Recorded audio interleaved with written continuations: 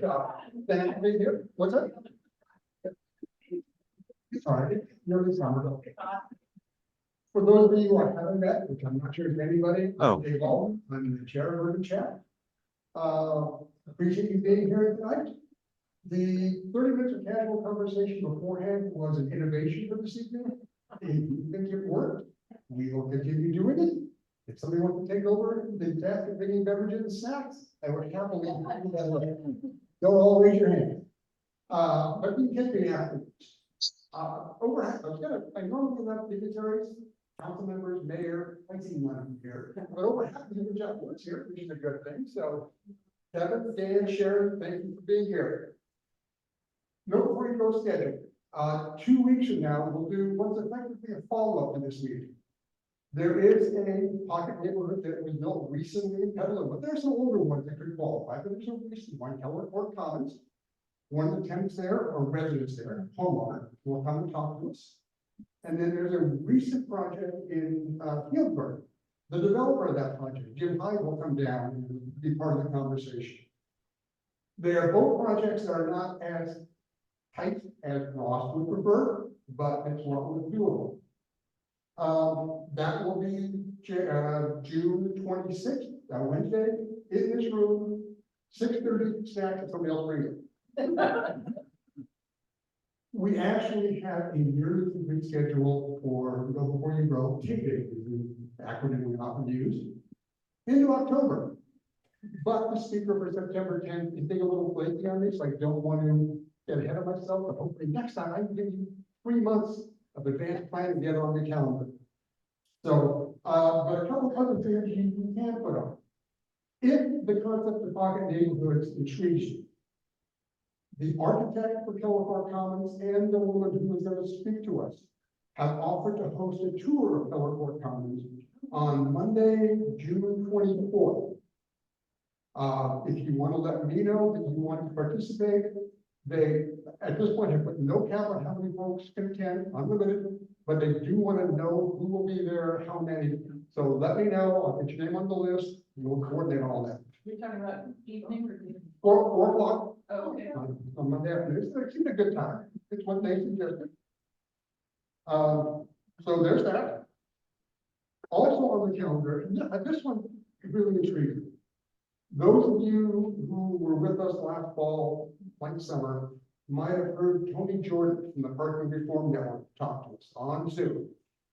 He is the head of the leading national advocate for reduced or eliminated parking minimums, parking management, all the stuff that makes driving cars a little less convenient and is therefore good for the climate and for bicycles and all that stuff. They are going to do a one-day equitable parking reform conference in San Francisco. Even though they're important, they're going to be in San Francisco. So I think a lot of us should go to it. Yeah. Friday, September 20th. I know no other details, don't even know the location other than San Francisco. But more will be coming, get on the calendar, and let's plan on getting a group down there.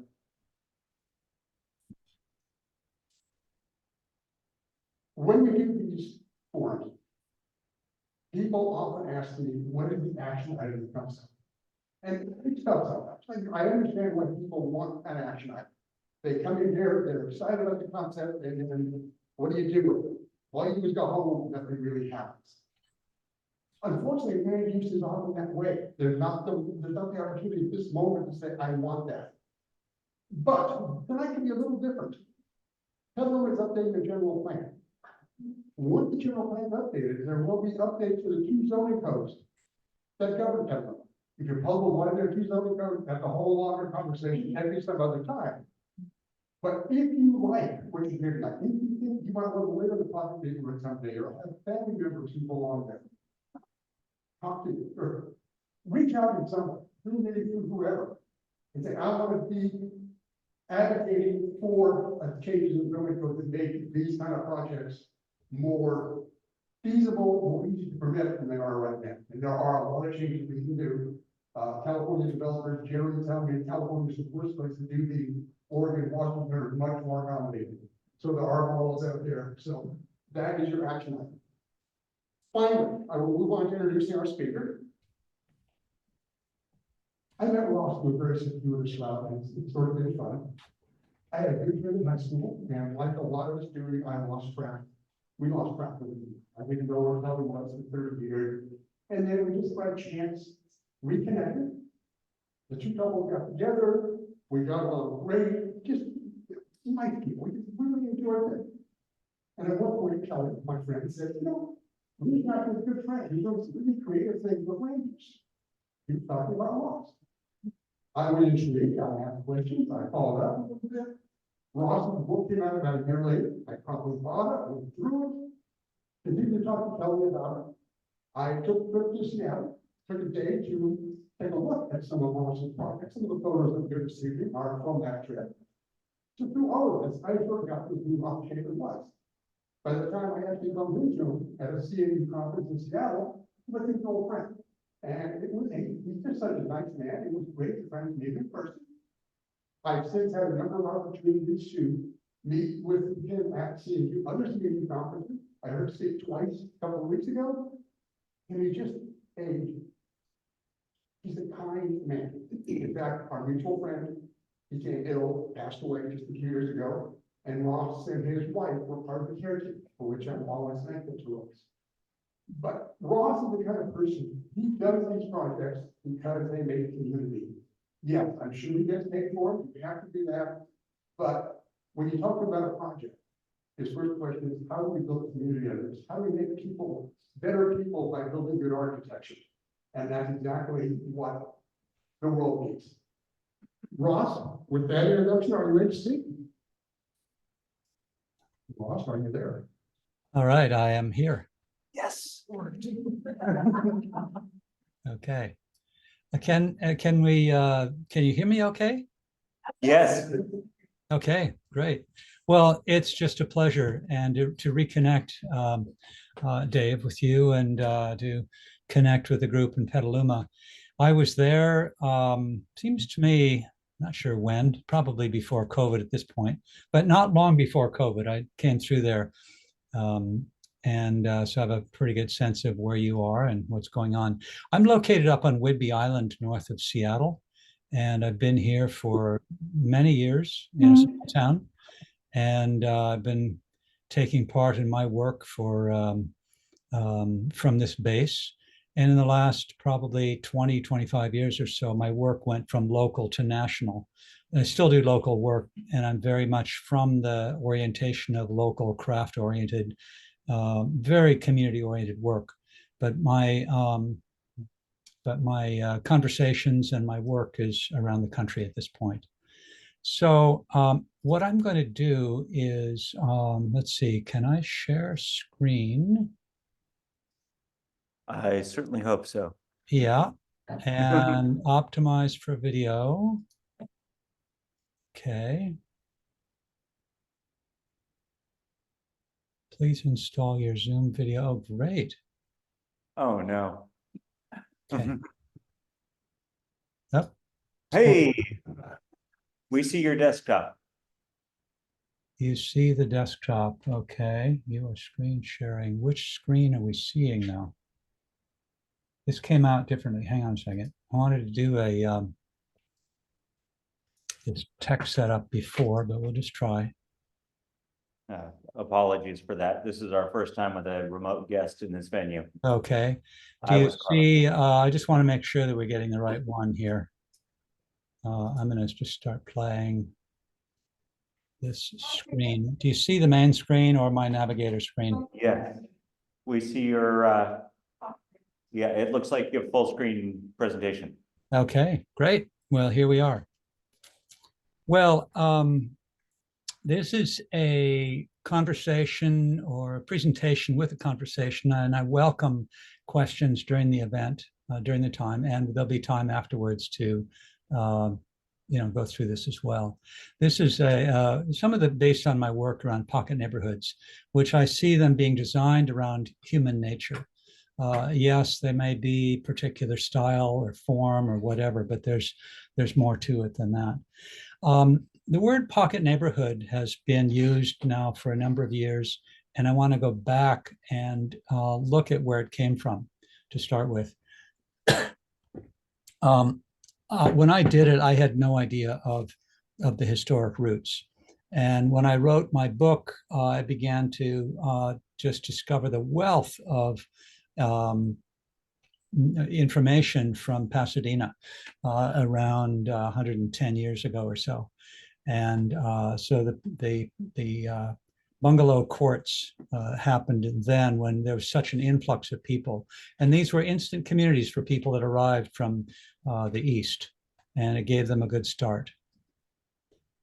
These developed as in the form into more concise, consolidated smaller lots into apartment courts. And then later they developed into auto courts or motels, which wow, these were the bungalow court routes, except they put the car at the center. Okay, skip to the time that I started into this. I live in this town on Whidbey Island. It's about 1,000 people or so. And there was a huge influx of people coming up in the 90s from California, retiring, and the tech world was beginning. And there's a lot of new tech money coming out to the island. And the zoning that we'd set up, for a long, long time was essentially suburban tract zoning, garage fronted, larger homes, and yet the most of the people, 60% of the people, households in our community were 1 and 2 person households, singles, empty nesters, and so forth. And so I worked together with the Planning Advisory Board and came up with an ordinance. And what we did was to say, we're not going to do another zone, but we're going to do an incentive that gives double the density of homes on any residential site if the houses are limited in size around a shared commons and parking is shielded from the street. And this came into place. This became the model for cottage court zoning around the country since then. I believe this was the first. Now, right around this time, I was giving a talk for the Eco Building Guild in Seattle, and there was a fellow, a developer, former planner, former Peace Corps person, Jim Souls, who you may know. He was in Petaluma for a while. He came up to me and he said, "This ordinance is really unusual. I'd like to come up and talk with you about it." And he came up, and by the end of the day, we decided to become partners in a development company. So we formed the cottage company, and we built the Third Street cottages. And the stories in my book, I can, and on the website, I can say more about it. But we built these on spec. We didn't do any pre-sales. And when we had it framed up, I noticed that when people walked off the busy street out and they'd walk into the courtyard, and it's like their voices they got quieter, they hushed, and they began looking around and saying, "Wow, what is this?" And I was talking to a person and I said, it feels like a pocket of precious jewels. And I said, it's a pocket neighborhood. And so that's the term that came out of that conversation with somebody, and it stuck. And great, but it's sometimes confused with neighborhood. Well, a neighborhood, you might know, several hundred houses and people. You might know some of your neighbors, but you're not going to know all of them. So a neighborhood is known by its landmarks, its character. The red house, the next one up from the center park. In a pocket neighborhood, though, neighbors know each other on a first name basis. They're the ones to notice the need to step up for help. Now, in a pocket neighborhood, the next door neighbor might need her cat fed while on vacation, or a mom comes home and oh my God, I forgot my purse, and she's got somebody she can call on quickly to look after her kids while she goes back. Or an elderly neighbor, might be out beginning to work on his hedge or do something like that, and the next person over comes by and said, "Hey, Joe, now let me do that." So in a closely knit setting, we can't help but come forward. This is who we are. This is what we are when we are in a safe place, when we know our neighbors well. Now, typically, there's public space and private space, and there's very little in between. And this is set up in part by zoning, in part we're dominated by the car. In a pocket neighborhood, we set an intermediate zone between the public and the private. And this makes all the difference. With a shared commons, nearby neighbors can chat, offer nodding hellos. It's part of the daily flow of life. You don't have to go anywhere. Casual conversations might grow into caring relationships, which then develop into a meaningful sense of community, all fostered by the simple fact of shared space. Children are free range to a degree. They can head out and they're fine.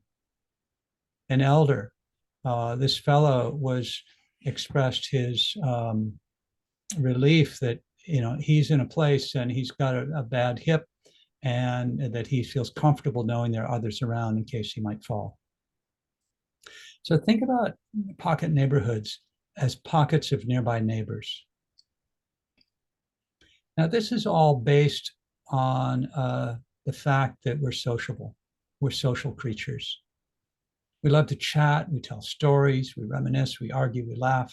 In small groups, this is spontaneous. It's what we do. So these folks are all gathered at the table, but take a look.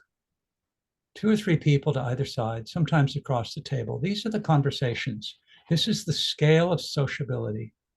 Now, there might be a conversation among the entire group. Maybe we gather to toast their whatever, their birthday. But when it breaks up, the conversation breaks up into smaller groups. The first is organized conversation.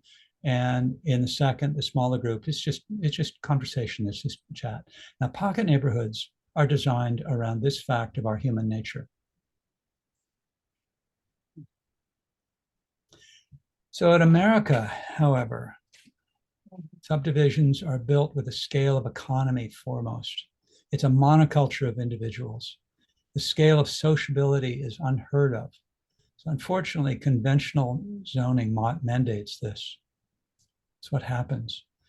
Over the decades, and you've seen it too, I've come to deeper clarity that the core issue in our culture is around the physical structure of our communities. It's slowly killing us. Not the only, but it's a part of it. And it's a world that I'm in, and I'm going, oh, we can do better than this. The ideal American home is a standalone kingdom, safeguarded by burglars and tied to the wider world by the automobile. So we arrive home through garage doors, we retreat to the family room, get away, it's our private world. Meanwhile, out in front, the street is a no man's land with nobody looking on. Kids and dogs may pull this neighborhood together, but kids move out and dogs die. Church groups, coffee meetups, they're great, but who's around to notice if your curtain isn't open in the morning when it usually is? So here and there, slowly, quietly, unceasingly, threads are tearing in the fabric of family and social bonds. Grown children in our times easily settle in regions far away. Young parents might struggle to keep up a mortgage, rental payments, commuting, arranging childcare, chauffeuring kids, monitoring internet activity, shopping, preparing meals. Families are not the only group who are vulnerable. Some people are single by choice or by circumstance and in the same predicament. Now, elderly folks often face retirement alone with limited resource and a support network. And so loneliness is an epidemic, dire consequences in our culture. Physical, high blood pressure, alcoholism, accidents are more prevalent when social connections are cut, as are depression, anxiety, dementia, and even suicide. Now, if it isn't obvious yet, I've been advocating for more community. But I don't think everybody should live in communes, though. Some people, but people vary in the kind and location of home that makes them feel comfortable. Some want the support and safety of being in close proximity to neighbors, and others prefer to be more secluded, a refuge. You can go out and find friends and connections out in the world. Everything like this is valid. I think we could say no to the zoning that basically puts people behind their garage doors. But take a look at what the other options are. I see a range, a spectrum of sociability. So maybe the first is a home of one's own, long-held desire. Imagine this in a walkable neighborhood. Might be an apartment, an accessory dwelling unit above a garage, might be a secluded house, a place tucked away, but it's connected by choice on walks with a dog, the coffee shop, at the gym, in a walkable neighborhood. Naturally, sociable neighborhoods are neighborhoods with porches or front stoops on a quiet street. And so the nodding hellos, the chats, the hanging out with neighbors are effortless. It just happens. There's no organizational structure. There's no homeowners association. There are no dues, no fees, no commitments or responsibilities. Intentional neighboring communities, these are for people who want to be part of a more closely knit, intentional neighbor. That has a strong community structure. There's shared agreements. There's tools for decision-making, for resolving disputes, and for community life. And even further on this related spectrum are caring communities, similar to intentional neighboring communities, but these might include residents with extra needs, such as foster children, maybe developmentally disabled folks, elders, along with others who want to live within a caring community. Now, these are embedded not off by themselves in an institutional setting, but embedded in a surrounding walkable neighborhood, and they're alternatives for elders, for special needs people.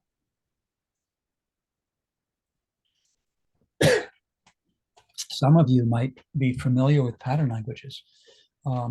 These ideas were developed by Chris Alexander and his colleagues, originally published in the 1970s.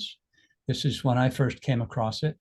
You might know about pattern languages. If not, I really encourage you to look it up. The pattern languages for pocket neighborhoods are all about community and privacy. They range from the community scale to small details that support livable neighborhoods and lovable homes. So there are dozens and dozens, but what I'm going to do is to highlight what I think are the 8 essential design patterns for pocket neighborhoods. Now, we talked about the scale of sociability. This to me is one of the first ones, the largest ones. This is the scale of conversation. Now, the size of the cluster might be 3 to 4 homes. It might be maybe ideally 6 to 8. When the number grows more than a dozen, it'll naturally subdivide to keep the scale of sociability. This is the way the sociable clusters stay small. Now, in much larger neighborhoods, the scale of sociability continues to be preserved. This is a affordable housing neighborhood I have been working on in Hilo, Hawaii. And you've got a whole range of homes. Everybody has connection to car. There's a center commons building, a lawn, but everybody is connected in their small local group, and they can connect to everywhere else by walking. Now, the heart of a pocket neighborhood is the shared commons, the place where people meet in the daily flow of life. It's the place for community picnics, for lingering conversations around the fire, or to play on the lawn. Now, this is perhaps an anti-pattern of this. It was an attempt to be a shared commons. It was following an early code by one of the towns that took on cottage court zoning, but something went wrong. It was either the zoning code or people checking it or the designer, but this is no sense of commons. Now, the advantage of living in a pocket neighborhood is having common buildings and gardens. And now, a pocket neighborhood might have a budget for a 4-season common house. This is one that we built. It's got a kitchen, dining room, living room. It's got a multi-purpose room for meetings. It's sized for a Murphy bed. There's when we first created this, there's a teenager in one of the homes who was in the band. They were a trumpet player. And so they played trumpet in this room. It really worked well. Now, these homes, we took on an older group of this is an apartment complex. It was pretty run down, and we transformed it into a pocket neighborhood. So the units were only 700 square feet for the largest one. And so there's no room for washer and dryer. So there's a washer and dryer here, and the mailboxes are here in this room.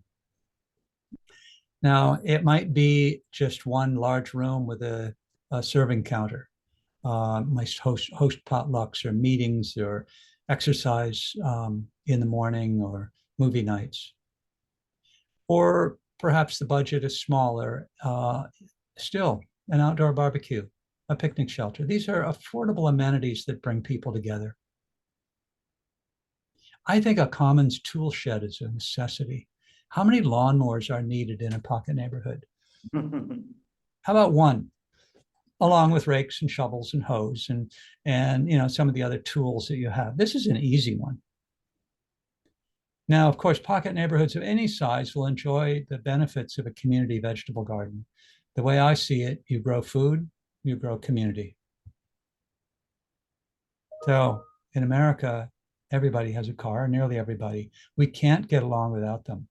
But cars don't need to dominate our pedestrian spaces. So let's corral them.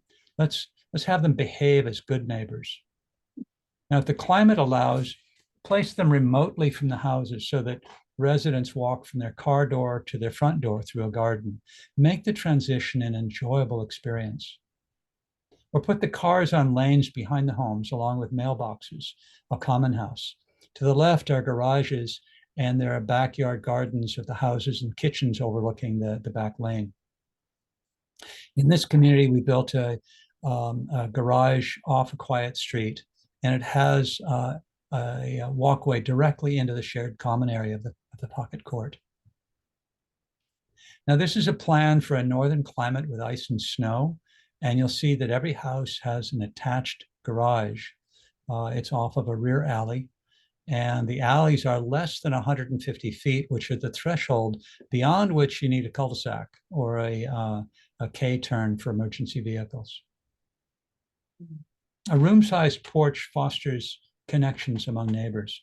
Think of it, it's an extension of the home as well as part of the commons. So don't make it a key fumbling porch, just providing shelter from rain while entering the house. Let it do more. Make it an inviting room to linger with friends, big enough to gather for supper, comfortable enough to settle in with a book on the sunny afternoon. Give it edges, a railing just at the right height to purchase a cup of coffee on or to sit on. Add some flowers, add some lighting. Make it a special place. Make it big enough for friends to hang out. A room-sized porch is perhaps the key element in fostering neighborly connections.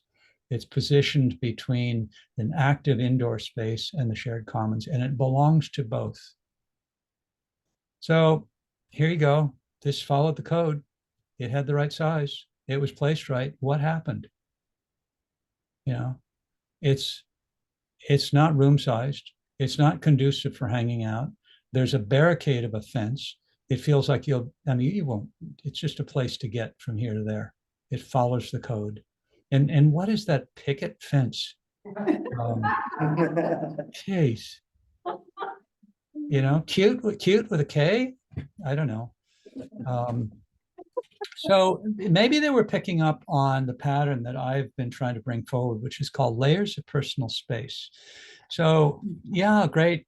I'm all for community, but too much can be suffocating.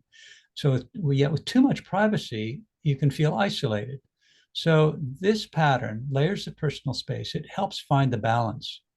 So between the sidewalk and the front door are 5 layers. Now, first of all, we're coming in through an arbor from the street. So you're already in the commons, but from the walkway to the door, you've got a low hedge, perennial hedge, a fence that if I needed to or wanted to, I could step over. It defines the private yard. Now, this yard doesn't have to be that big, could be smaller. And then there's the frame of the porch and the porch itself with the railing, and the flower boxes are yet another layer. And as we get to the inside, get to the door, That it's a Dutch door. It doesn't need to be a big New England barricade door. You can have choices. Now, in this home, we have an L home, and we come in, and the transition is through the side yard, and you walk back and up onto the porch, but there are the 5 layers. Another anti-pattern. This was created not long after we did our 3rd Street cottages, and there was another developer who sort of copied the cottage style and copied the cottage court approach, but they missed it. What's going on here? You know, look at the layering. When I came in here I heard about this and I walked in, oh my God, I felt like I invaded their world. And this porch, it's not a room-sized porch. It doesn't shape and follow social spaces. In fact, it's a wonderful place to put your garbage. I mean, this is an anti-pattern. Call it a porch, call it layers. It's not. So the layers of personal space continue inside the home. You've got the commons, you've got the active rooms toward the front, you've got the more private rooms, the bedroom, the den, the secluded garden toward the back. This eating space in this home has an alcove with windows on 3 sides overlooking the commons. And in the back of the house is the primary bedroom. It's got a French door opening out to its own little secluded garden. Lovely spot. You've got all the community activity of the commons, but you've also got a place to get away. And it also has a loft with a 2nd bedroom and a writing space up above. Nested houses. Imagine waking up in the morning, opening your window, and who's to greet you but your next door neighbor opening their window saying, hey, how's your sleep? That's really uncomfortable. But that's what happens when a builder plops their best-selling plans onto a site and they're not paying attention to how they dovetail. It sells well. So nested houses have open sides and closed sides so they nest together. The open side has large windows facing its yard, and the closed side has high windows or skylights to bring in ample light, but yet preserving privacy. And then to stay clear of the fire code threshold for building separation, move the buildings 5 feet apart. If you're laying these out, the lots, lay it out with the property line 5 feet from the building, at least, maybe more. And then give it a limited use easement so that the building from A can open up all the way to the face of B. Oh my God, that's taking some of the next door neighbor's land, or they're taking my land. Well, good, you'd get to do that to the next door neighbor. And so the side yard becomes something more than just for storing ladders or rusty bikes. Eyes on shared space. The first line of defense for personal and community security is a network of neighbors who know and care for one another. Now, there are active spaces that look on to shared common spaces, including not just the commons, but including access lanes, rear alleys. So strangers might be noticed. An elder who might have fallen will find help right away. And children can play and their parents can be at ease knowing there are other caring eyes looking on. Security is not the only benefit. These eating alcoves are part of a whole group around the commons, and in the evening it's like lanterns around the commons. It's really lovely, really animates it. So we're going to take a tour of 3 neighborhoods, small, medium, and large.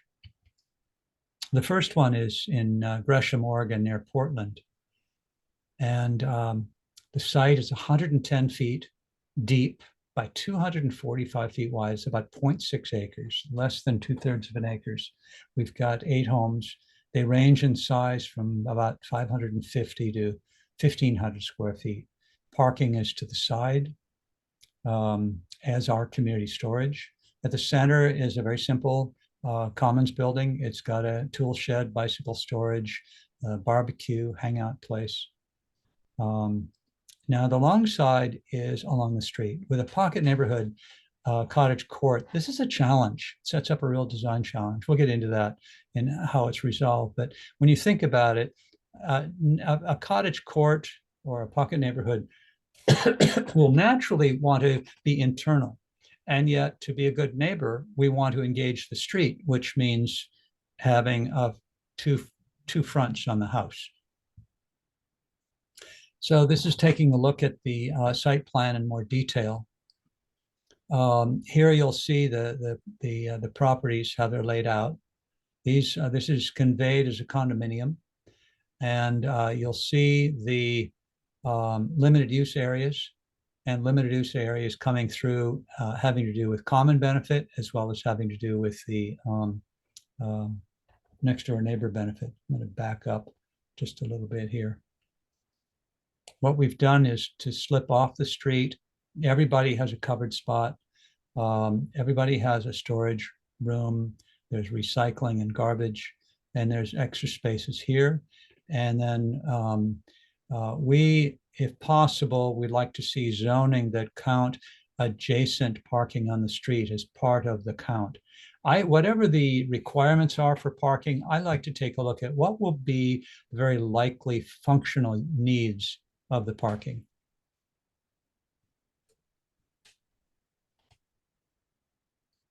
So here are the homes along the street.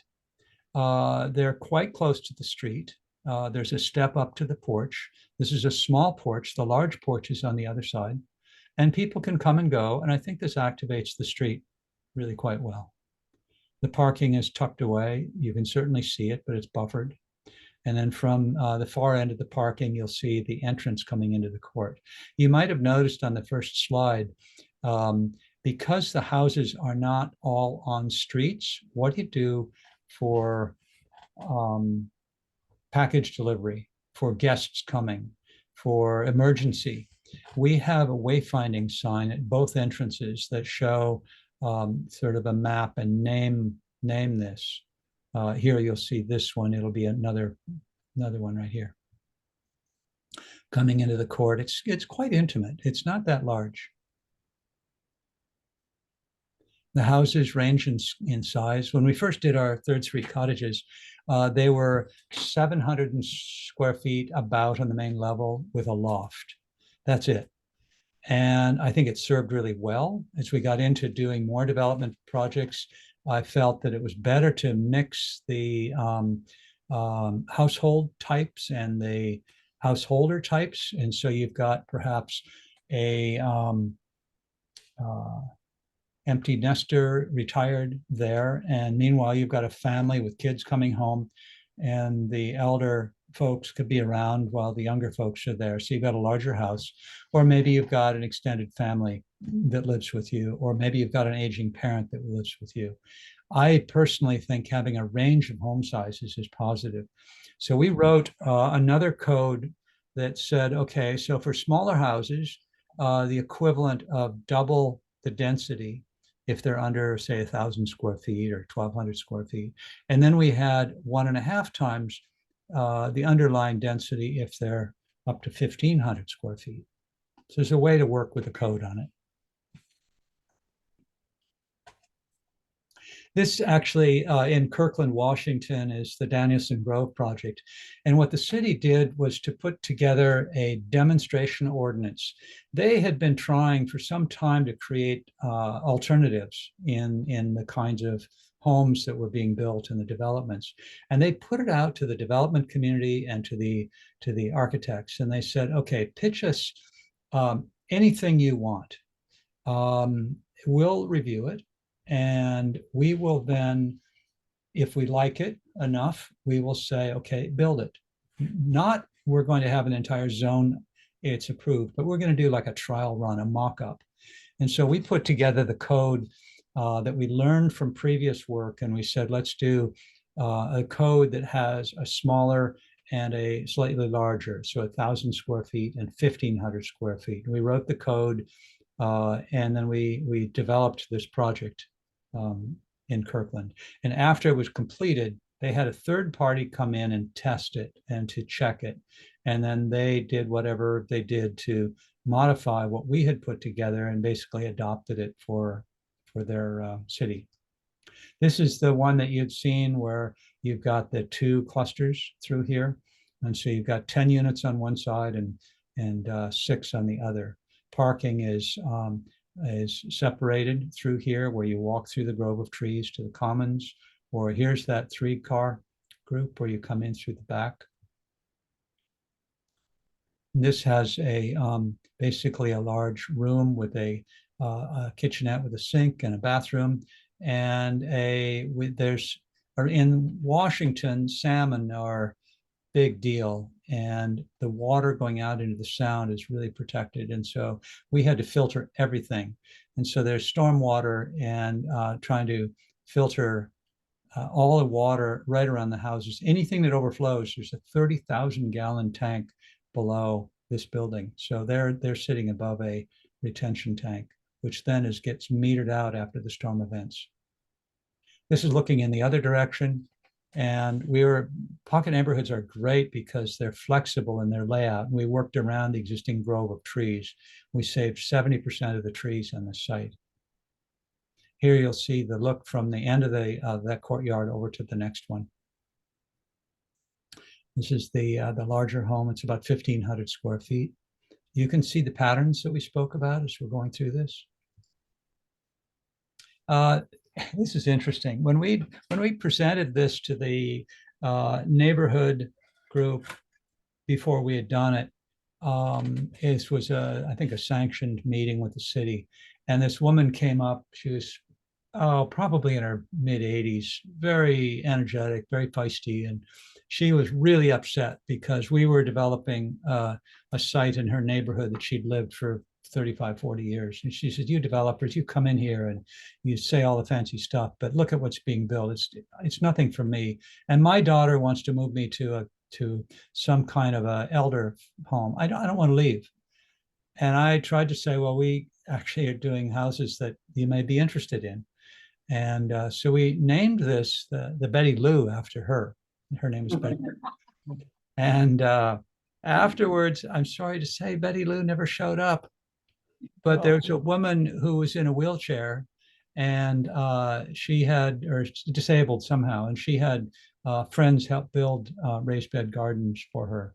We took the same plan and we developed it as a 2-bedroom. The first one was 1 bedroom.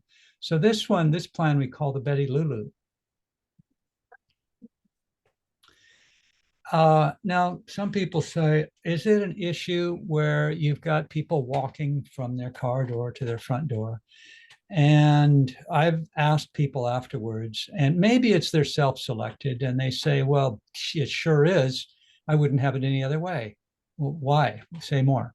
Well, we get to, like I said, walk through the commons, see things growing, take part in neighbors. I want to front on a park, not parking. And this woman has an interesting story. Her husband died a couple of years before this. She lived in a 3,500 square foot house in the outer suburbs, and they were taking pride that they couldn't see any neighbors, nature all around, but she felt scared that there's nobody around, and she felt lonely. So she purchased this house, large enough for her kids and grandkids to come. And she had Thanksgiving, and she had turkey dinner. And the day after Thanksgiving, she was making turkey soup, and she choked on a bone.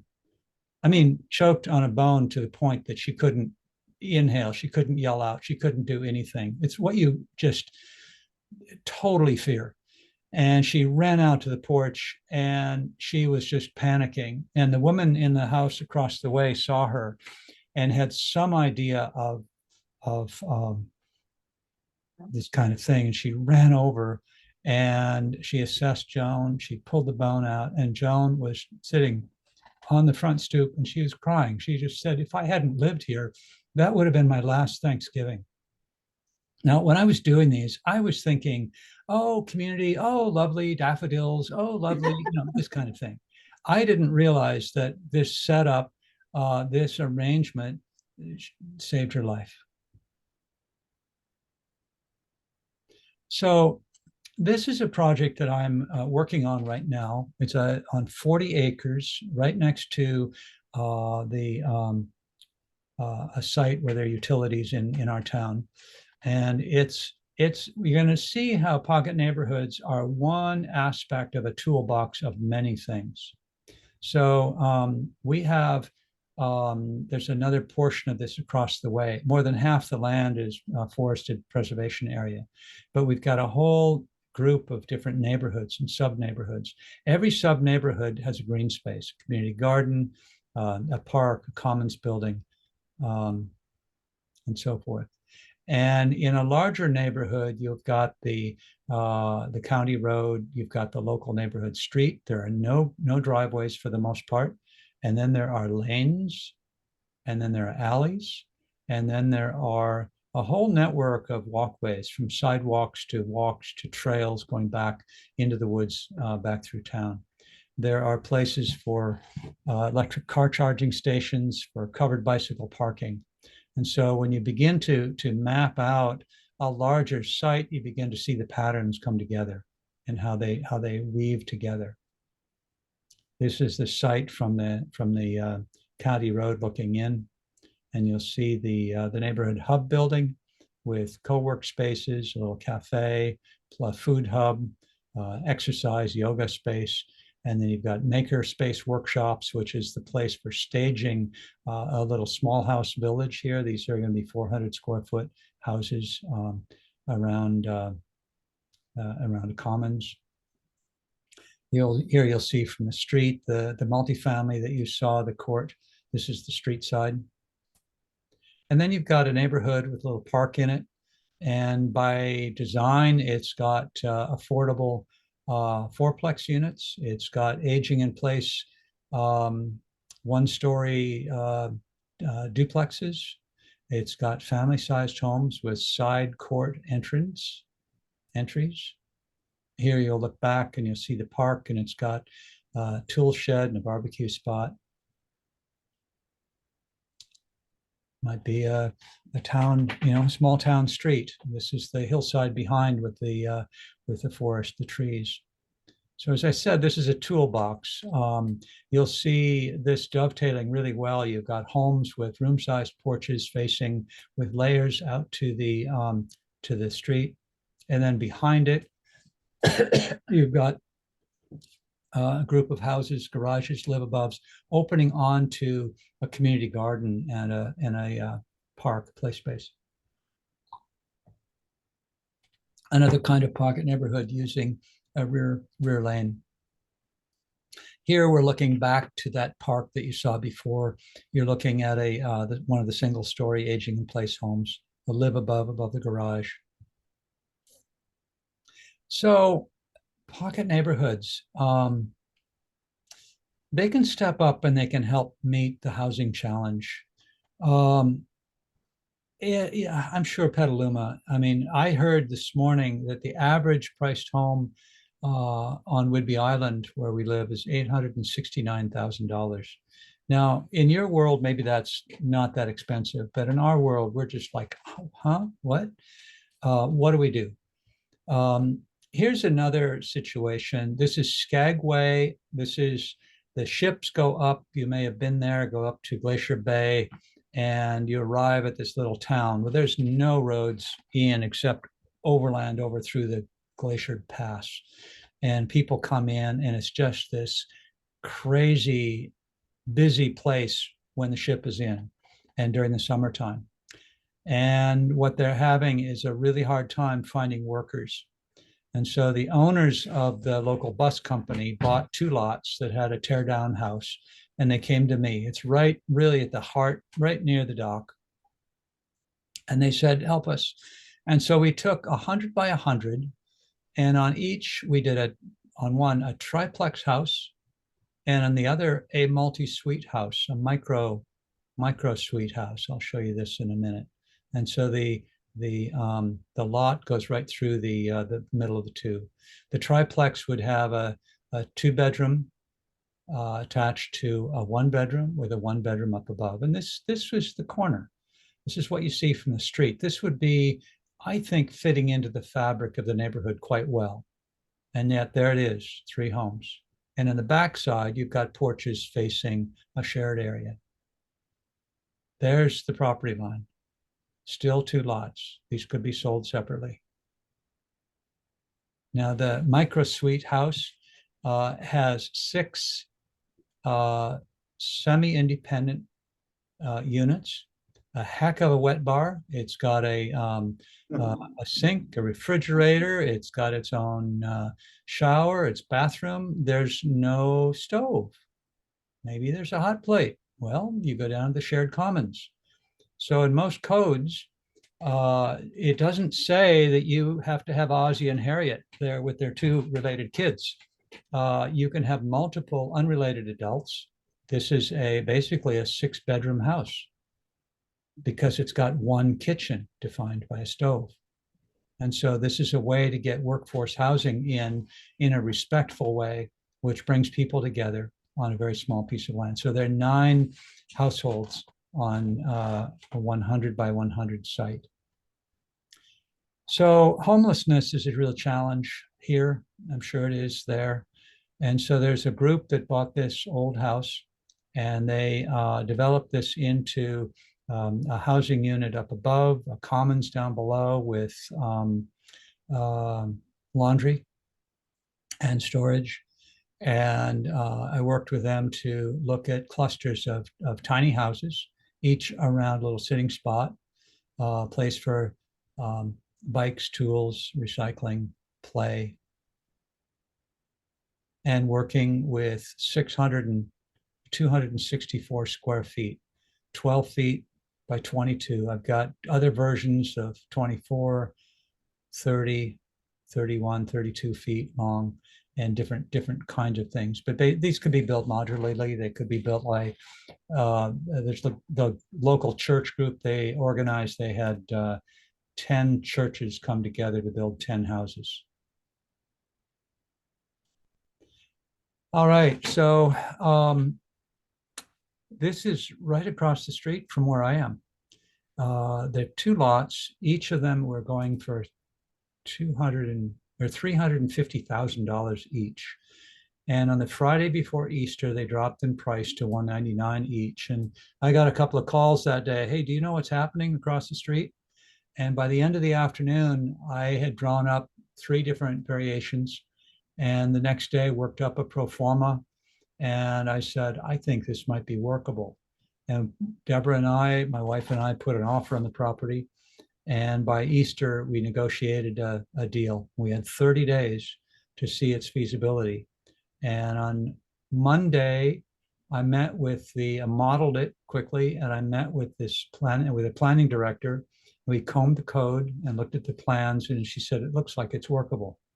And we hired a civil engineer, worked with appraisers, within a couple of weeks met to do pre-app, and got basically a green light from the city. It meets the code. They've got a missing middle code here, which while it has some problems to it, it's really not been tested. It allows for multifamily on single family lots. So we have eight homes, each of them 24 by 26, 2-story, and we've got 1-story units above garages on this end. There's an existing storage building covering the length of the building. We're going to, in length of the lot, we're going to keep part of it. And here's what it looks like from the street with the garages below. We've got a 1-bedroom, or two bedroom here, and then we've got 3-bedroom here and over here. This is looking from the court over. I changed the form of the end of the building. So these are 3 identical units, but they don't look at this. This has more of a cottage form to it.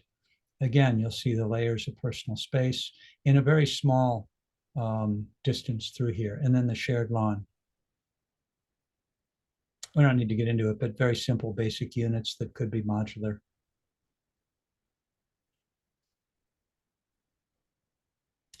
So a lot of what I've shared, you can go into far more depth and more interesting stories in the book, Pocket Neighborhoods. There's also the Pocket Neighborhoods website and my own personal site. It's got a lot of our work in it. Have spent years working on custom work, commercial, but I have shifted completely to working on community-oriented projects that in particular relate to affordable housing, relate to housing special needs people. And looking at the filter that I try to say is, does it have a compelling story to shift the dial of culture? Because I see in our world, if we keep going, it's becoming more and more dysfunctional. And I'm trying to see what I can do to make a difference and move things to the better. So there you go. And we can go from here and take on any questions that you might have.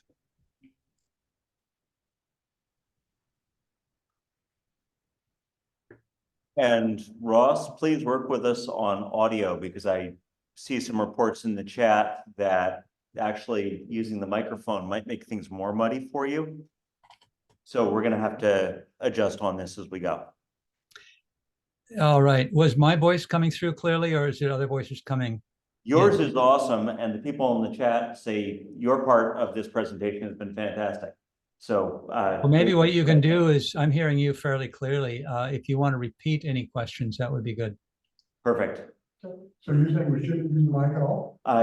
I think just drop the mic. With group is small enough, let's just do that. And maybe be closer to the, is this the microphone that's picking up the audio? What we're getting organized, I just do want to thank Ross for the presentation. Yeah. I have heard you say several times, always good stuff, and that Skagway project, I love those micro suites, Ross. Thank you again for being here today. Let's take one question here and one question online. Who wants to start? Oh, come on, somebody raise it. Okay. Please. How do you, reproduce the sense of community in a neighborhood that isn't designed this way? What, are the various ways of doing that? Did you hear You're the going to have to question? repeat that because I can barely hear it. Okay. If you have a neighborhood that wasn't designed as a pocket neighborhood, what might be the paths to starting to create the same kind of community? You're also realizing that I'm trying to get my hearing aids on too. So. I will try right up close Dan, to the mic. why don't you say it, because you're right next to the mic here. Yeah. So are there ways to recreate that sense of community in neighborhoods that weren't built? Yes, absolutely. That's a really good question. And we're not all developers. We don't have all the money, so we can create community where we live. Here's a good one. It's simple. Just move a picnic table out to the front yard. Plant tomatoes out in the front yard. Make a little bed. Make it neat. Plant flowers. If you don't have a porch, put a porch on and make it follow some of these things that I've been talking about. That's a little bit more involved. These are the kind of things. You see the little tiny libraries that have been popping up. There's another version where you've got a read a poem, write a poem board. Or you've got, various different things like that. Those are the kind of things that create the nodal points for neighbors to come together. That's the key. This isn't a developer. This takes millions of dollars to do these. You can do it with nothing but a sensibility. How do we come together and honor community, foster community, protect privacy? I don't see a question online. Sharon has her hand up. Sharon. Yes, thank you so much for your presentation, Ross. It was really inspiring. I do have a question about how pocket neighborhoods relate to co-housing. How are they different and how are they similar? Excellent question. Great. For everybody to know, if you don't know co-housing, I'm sure you do because it's California is where it's blossomed. Co-housing is a kind of intentional neighborhood. And the people that really put it out that are Chuck Durrett, especially, who's in your area somewhat, will say that the residents must basically instigate it, pull it together, plan it, design it, gather the people. It's really a response to their needs and their desires. I don't adhere to that. I think that's great. I think that you can also have something that fosters neighborliness, fosters a co-housing. Many pocket neighborhoods are really, they've come together more intentionally and they become co-housing without necessarily calling themselves co-housing. I think the intentionality, when I said intentional neighboring, that's a key aspect of what co-housing is. I think that co-housing people really have it right when they have taken a look at what I call the culture of community. Now that we're neighbors, how do we get along? There's going to be disputes, noise, kids, dogs, something's going to come up. And when you have a way to relate together without it escalating into a big old fight, like might happen in HOA, a large, huge thing, you've got a ground of not only friendly connections, but you've got an established sort of sensibility of how we meet. How do we run meetings that are civil, that are productive, that are respectful, that are caring, that have a way in which the quiet, thoughtful people have a voice that is clear as the outspoken ones. So the other piece, that co-housing, they say, oh, it's the right size is 30 people. Well, I spoke with a fellow who created what became co-housing. He passed away. He lived in Denmark, Jan Goodman Hoyer. And I said, tell me, how did you come up with the number 30 or 33? And he said, well, every student in school reads Thomas More's Utopia from 1515. This is right after the New World, and somebody wrote a fantasy novel. And read it, Utopia. And basically these were, in the New World, this is a whole society based on urban agrarian balance. And people would come together around shared gardens, and they would be in these sociable clusters of 33. And 33 is a sacred number somehow. And that's how that came to be. And so when I asked Jan, I said, how do you come up with 33? He says, well, it sure sounded like a good number. and it related to some bit of sociability. It's big enough where you can pretty much know all the people in that group. If you got 3 people to a household, that's 150. And if you look at the Dunbar, I've forgotten his name, he's a sociologist, and he's got the Dunbar theory, and there's something special about 150. If you're more than that, it's more than you can really relate to. And so co-housing is around a relatable number. So when I studied co-housing and I was asking the question as I was writing my book, I was going, what's the right number? I keep thinking that it's 8 to 12. And they say that it's 24 to 33. And I went to many, many, many co-housing communities. And what do you know? They have subclusters of 6 to 8 together in an aggregate of 33 or 28 or something like that. And so I went, co-housing is made of a series of pocket neighborhoods.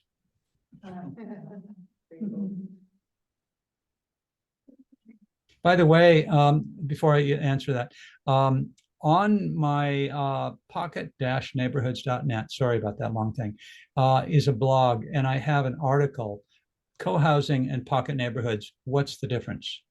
So you can get another version of what I just said there. You want to come up a little bit so that I don't have to repeat the question? So I'm interested in the life cycle of these communities. So I understand when they're new builds, people can purchase them. When they die or have to move out of the area, I've never seen these advertised as homes. How do you purchase them just the same way through a realtor like you would, or how does that work? Yeah. Well, they may not be advertised because there aren't hundreds of thousands of them. If you look up Pocket Neighborhood, or look up my name, or you look up something like that in the realtor listings like Redfin or whatever, you may come up with something. Here's the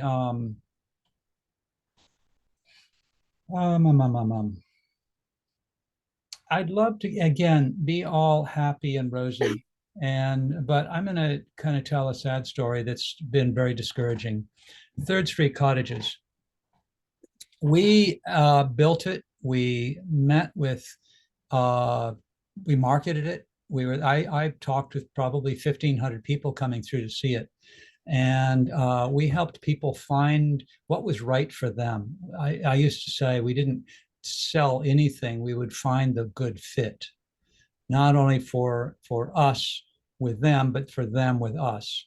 And it was almost a self-answering question, rather than, if you got the pocket with the quickest cash, done, and then we're out of there. No, I wanted to have something that really helped create community. What we didn't do on those first ones is to say, well, what happens with resale? And what happened was that let's say someone passes on, or they choose to move, and they give it to a realtor to sell. The realtor has not a clue. This is the cutest darn little cottage that you'd ever find. And somebody would go, oh my God, only that much? And they write a check then and there. And they move in, and they're there once a month, and they're sitting on the porch with their Times, and they're just enjoying the good life. And meanwhile, things need to be done, need to happen there. And you've got Anne, who's a retired librarian at the other end of the courtyard. And she has a very fixed income and loves to garden, but she can't spend any extra money on this. And they had a clash. And what's happened over the years is that I would say 2/3 of the units are second and third and fourth homes, and community, you walk in there and it's just absolutely a poster child of a pocket neighborhood. But in terms of community, it's lacking. And so I've been spending the last 15 years looking at the culture of community. So if you can think that as an architect, as a developer, as a planner, we're working on the hardware, the proverbial, all the stuff of, this thing. So who cares what happens when you get home? Are you going to open this up and know how it works? No, not at all. You're going to go, how does it work for me? And so that's the software or the apps. And so by taking a look at setting up from the very beginning to understand, let's begin to get community underway in the vision with the very first people coming in, and to establish the culture of community, the meme of meetings and decisions and community life of activities and so forth, so that when new people come in, they get enculturated to how this place functions well, the health of a community. And I think any community is a certain amount of work. It's not for everyone. For many people, it's just the best thing. But I think there are things that can happen to make it work better. Now, I'm not sure if I answered your full question. It had to do with resale. We're getting nodding here, yes. Okay. One of the things that so we built and sold these for below average house price. Well, we could do that in the beginning because they were small. They were done really well, but they were small. And so you get less square footage for the same price or less price. But for many people, they really valued high quality, thoughtful living rather than more dumb, boxy. And what's happened over the years, and even through the recessions, is that they have held their value, increased their value. We did a cottage in Redmond. We sold it for an unheard of amount of money, quite a long time ago for $300,000. Oh my God, it was 990 square feet. And it sold, one of these sold a few months ago for $1.4 million. And when you take a look at the cost per square foot, evaluation for everything around it, it's double what anything else is. And so I'm going, oh my God, what do we do about affordability? How do we deal with this? And so I've been trying to work with that. That may be another question. You wanna come up? Has he changed, when he writes the CCNRs, has he changed it, so now it prohibits second ownership or second, for secondary homes? The question is, have you experimented with changing CCNRs to prohibit second homes or vacancies? Yeah, that can be done. That can be done.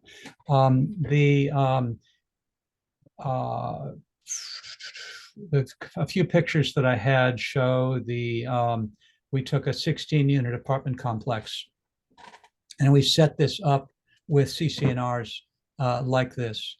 And so it worked with resale. It worked with the fact that everyone living there, they had to be there. It had to be their primary residence. They could be away for 3 months or whatever, but it's their primary residence. And that can be set up. And how do you find that these integrate with, say, walkable retail and transit accessibility? Wonderful. Wonderful. In fact, I think it's just the best if you've got if a person attracted to this would be attracted to a walkable, transit-oriented community with shops. There, it's an urban village. Now, there have been a lot of pocket neighborhoods done where the only way to get to them is by car. I think they're best when they are part of a 15-minute circle. And I think they give a range of options in housing types and household types. I think they bring people into a community that adds vitality. This isn't the, just the standard traditional family. I think you've got a whole variety of household types and a whole variety of people that can be part of a community. So I think it'll add to the character, add to the fabric of a neighborhood. And I think that it's also a light density. It's a friendly density. I don't like that term, density, because it doesn't acknowledge the quality. It doesn't acknowledge the size of again, another word I don't like is dwelling unit. So zoning terms, homes, character, fabric, fine grain. And I think that a pocket neighborhood has fine grain that will fit into nearly any neighborhood. Do we want to encourage people to raise hands online? I don't see any hands raised online, but if anybody wants to raise a hand online, please do. Is there anything in the chat though? Not there. There is Pete. Oh, here we go. Veronica says, thank you for saying that about density. And Pete calls out the pattern language, and Rachel thanked us for the thing and apologized for leaving early. And yes, there will be a recording of this, and yay for not rehashing other material and having Ross on for real, because then we can post it. Yes. I have a question that maybe I'll pose to you, Dave, and then Ross could chime in too to see how we get out of this pickle. But it seems that in Petaluma, we don't have the zoning ordinances that support pocket neighborhoods. So can you talk to that a little bit? I mean, I'd love to see a show of hands of how many people think this is a good idea. Yeah, I mean, yeah. I'm not sure there's any good answer in Petaluma, except look what Ross has done elsewhere. Look for ways we can adapt it into the zoning code update that's coming in the next 12 to 18 months and see where it goes from there. But we probably ought to have some effort at lobbying to make that happen. And that seems like a logical next step to me, because it would be really pitiful if we went through the zoning rewrite exercise and didn't end up with something that will allow this. Well, you and I are both on the general plan advisory committee. Yes, I know, I was leading. With bated breath, we're waiting to find out what our role will be in those zoning code updates. And I think we are going to push for a role. I want to push for some of those zoning code revisions to come to know before you grow. That's where we should be making these community decisions. So I'd love to hear from Ross Yeah. about what's been effective in turning the discussion into, achievable zoning code changes. Boy, this is a good question. I've worked with zoning codes across the country. I don't see it as my forte or my love. Some people read zoning codes, they've got a zoning code next to their toilet and or next to their bed. Oh, that's a better thing, but next to their bed. Sorry.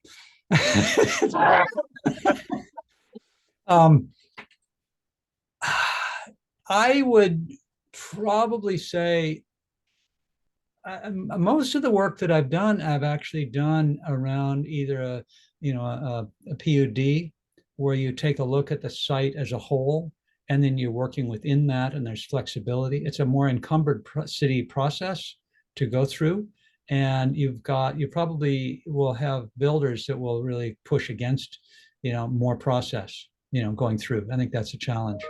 Well, I've seen a number of towns go to a year and a half effort putting the code together, and there's no takers.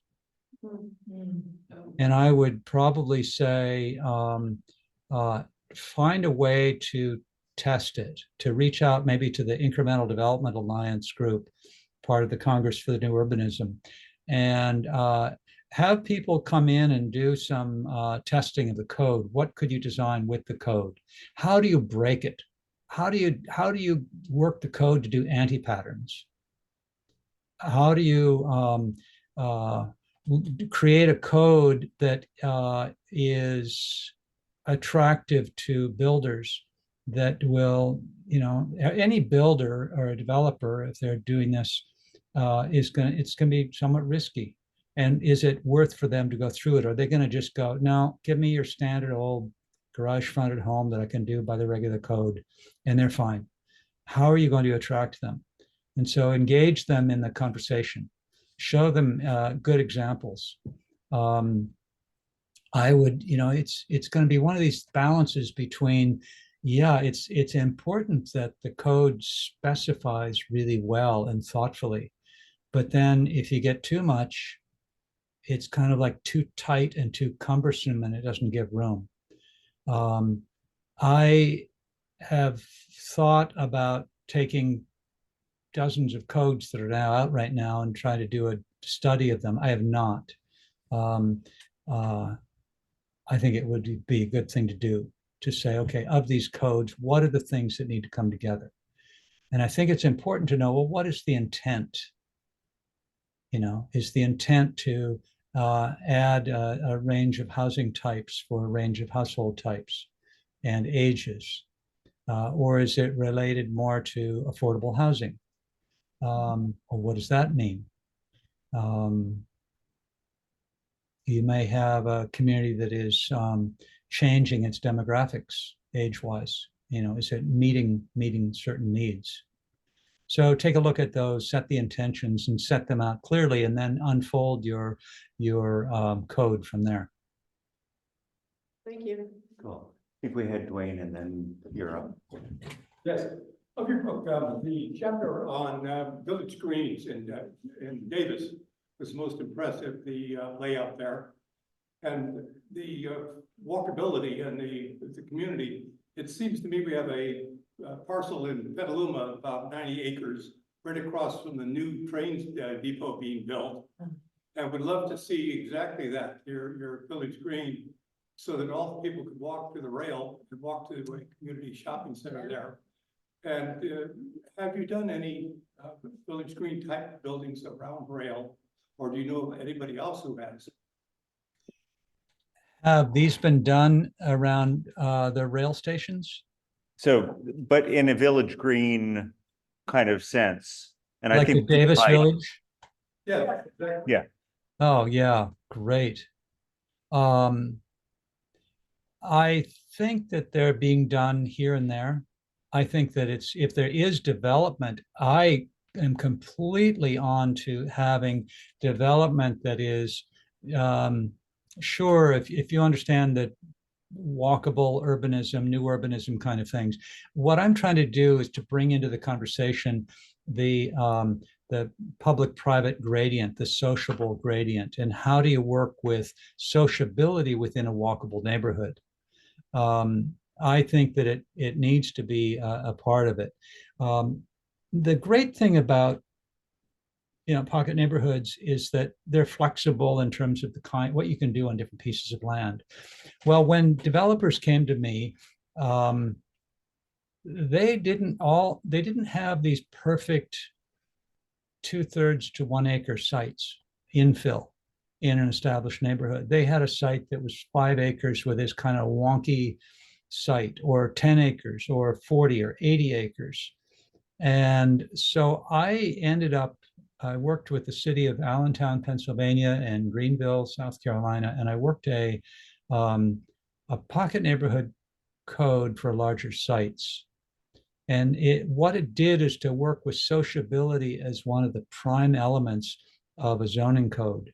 And pocket neighborhood, the classic cottage court, is one part of a toolbox. The other one was the naturally sociable house in a neighborhood. And it came together in ways that at the different levels of sociability worked through the neighborhood. In more recent years, I've been doing neighborhood plans or village plans, which are much larger, and kind of a little bit like the one that you saw, the Coles Valley site. And I realized there are a number of patterns that dovetail together. And when the sense of sociability is brought in, I think they can dovetail well. Tie that in with larger transportation, with work bases, with agriculture. I think it's part of a fabric of livable community. So yeah, bring in this type of development near the nodal points, near the nodal transportation centers. And I think it's great, which also says that it can be done with, you've seen some of what I've done with multifamily. I think it's possible to do, to a limited degree, vertical pocket neighborhoods. I don't want to go high, way high, but imagine maybe you've got a 5 to 6, 5-story, that's relatable to the surrounding neighborhood. You get out of the elevator or the stairway and you come to the shared area, which might have a place for a big screen TV and a hangout place and a hot plate. Meanwhile, you've got your own, you might have 6 or 7, apartments that open out. Instead of the hallway being a no man's land, the hallway is a Slipperville, a place where you can go out with your slippers to the shared area, and becomes a more friendly space rather than a frightening place going from the elevator to your door. You want to step forward and speak to the mic? Yeah, I was more just a follow-up to the zoning question, more of a comment about, I think zoning is a very blunt tool, and I think it can be difficult, and I think maybe this is what Ross was alluding to use zoning to really craft these, because they're so, each site is so unique that I think it's hard to get a good pocket neighborhood zoning code that really works everywhere. In some ways, I think the PUD approach is maybe better, and so making sure that your zoning code allows for, a lot of PUD zoning, zoning code PUDs require like large acreages. It's like minimum 5 acre to do a PUD, whereas you want like a smaller size. So making sure you can do a PUD on a half an acre or something like that may be more useful than trying to craft a zoning code that can apply to every situation. Yeah, that's great. Thank you. So a PUD on a smaller site, I would completely agree. And I think that was as much targeted as at our general plan members as you.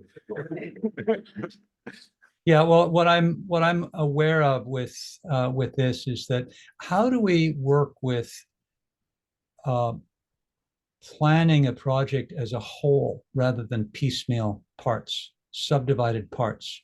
There's subdivisions for the good reason is that they're subdivided into little unconnected parts, whereas a more of a holistic plan looks at it all together. And one, pulled out, it should be 9 essential patterns. The first one really is, I didn't have good images for it, and I wanted to keep this shorter and have more time for the conversation. But I've got a pattern called connection and contribution. And what that does is to say, wherever you are, there's something larger that you're a part of. What's working? Preserve it, protect it. What's not working? Repair it, make it better. So as you serve yourself, you're serving the larger. And I don't know how to fit that into a code. I think it's a sensibility.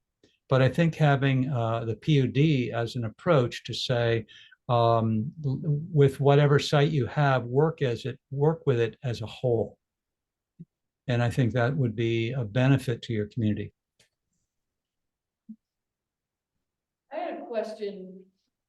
If I understood you correctly, one of those projects didn't follow existing codes, and it was kind of an experiment to. Right, that's right. I have a hard time imagining Petaluma saying, yeah, let's just try one of those and see how that works out. Any input on that particular? Yeah, no. Your planning commission are the guardrails.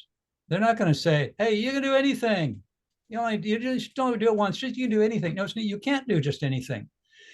You can accept an approach where you'll entertain anything. And if your planning commission says, this might have some promise to it, keep working on it. And let's see if we can find something. And we're not going to allow this everywhere. Get it. You're going to work closely with whoever the proponent is. Maybe it's a developer, architect, planner coming together, and your planning commission, and you're going to work together to try to get a plan and a code that would work. And you say, okay, let's give it a shot. And it's your best guess. And you're only doing one. Its impact is one, not putting 2 years into a code or a year and a half into a code. And then to change the code, you're going to spend another year. But it's only after it's been put out into the world and you go, oh my God, it's a major glitch. That's a mess. It's happening here in our town, unfortunately. And I wish that it were different. If I could weigh in on that, Ross, and I hate to be a downer on this, close enough. But unfortunately, I think CEQA gets in the way of that in California. Oh, what does? CEQA. Oh, yeah. California Environmental Quality Act. So city planning requires CEQA compliance before a project even goes to the planning commission. You might be 2.5 years into a project and $500,000, $1 million to even get a project that the planning commission is even told about. And that, I think, is where CEQA has gone sideways. That's going to be very political. I don't want to get into that. But what you're saying makes a lot of sense, and it doesn't happen in California that way. Sorry. So I have a question regarding the micro suites and the worker housing. Who finances them and who drove them? And do you have any input or feedback on that? And specifically the ones that were repurposed buildings? Can you say that again? I didn't. So, yes. So the question was on the micro suites and the worker housing, who finances them? Sorry, Like who had the idea, who drove it specifically for the? who pushed them forward and what were the particular challenges with repurposing buildings for that? Okay, well, first of all, the micro suite project up in Skagway, Alaska was put together by the owner of the taxi/bus company. They were absolutely desperate to have workers. And they were basically rusted out trailers at the end of the runway off to the side. And they were desperate. And so they purchased the property, they built the building, and they have basically homes for nine workers and their partners. So that's how that got built. It might be that there is I'm taking a look at the housing cooperative model, where you might have a home that is housing cooperative. It's owned by the co-op, and that individuals would buy shares in it. And I've been seeing projects move along that have multiple suites within a home. So there might be multiple sort of sub apartments within a home, but the home itself is put together. You've got to have somebody like a builder, a developer who's trying to move that forward.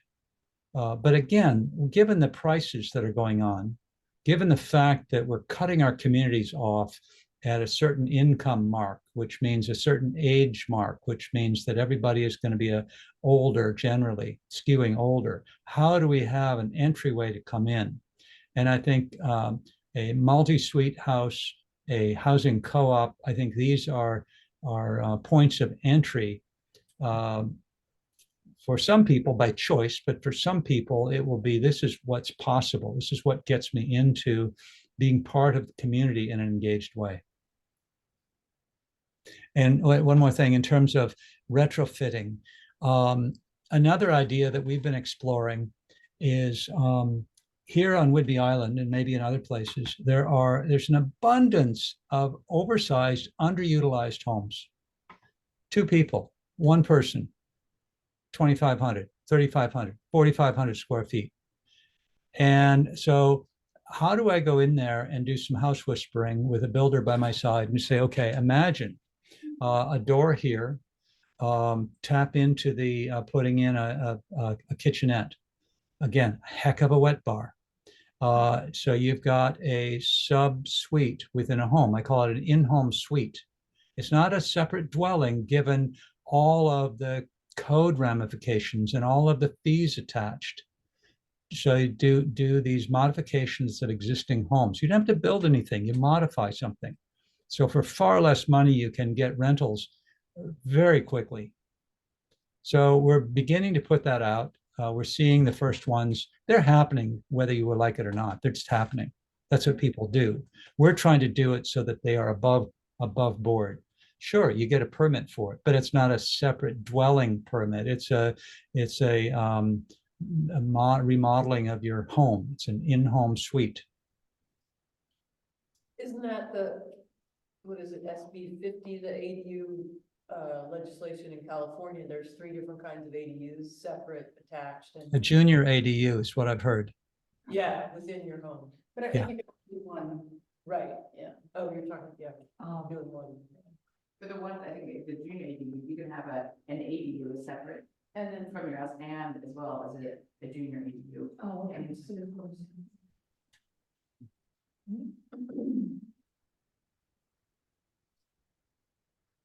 Looks like we are run. Ross, I committed to letting you out of here at 8:30 and I kept you a little longer than that. I apologize. But love your presentation. Always enjoy listening to you. Thank you very much for being here.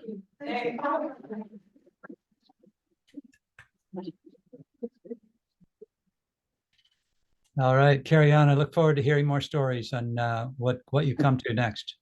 We'll do that. Thank you. And Thank you. I may show up at your next Pocket Neighborhood talk. That is it. Jim, who's showing up next? Jim Hyde and Ed Fitzgerald, who lives at Keller Court Commons. Jim is amazing. Yeah. I've heard good things. Yeah, yeah. We're good. I'll All right. make the tech work for you. Okay. Thanks, you So- guys. Carry on. Thank Bye-bye. you. Yeah, Talking to him, are we supposed to be looking at the computer or up there? the Like I'm looking here and. the screen, the camera is right That's right right. here. Yeah, but I'm looking at it, I'm like, please. And we're